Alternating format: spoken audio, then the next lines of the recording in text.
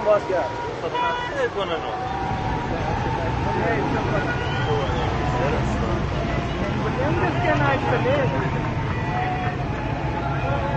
الان که شب بریزم تو خونه که میتونه چون داخل بسونه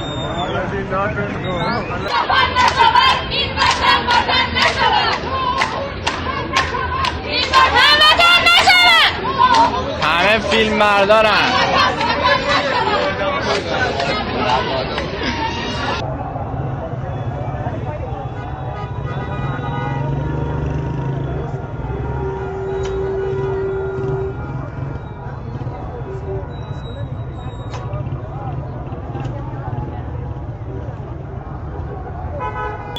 اینجا شهر ایوان هستش در استان ایلام.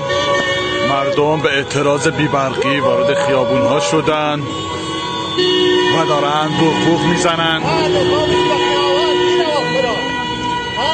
سپاهی های حرومزاده که کشور رو تقدیم چین کردن، ماینرهای چینی شدن بلای جون ملت و از مردم درخواست دارن که صرفه‌جویی در مصرف برق خانگی که هیچی نیست داشته باشن. اینجوری مملکت رو به گه کشونده سپاه.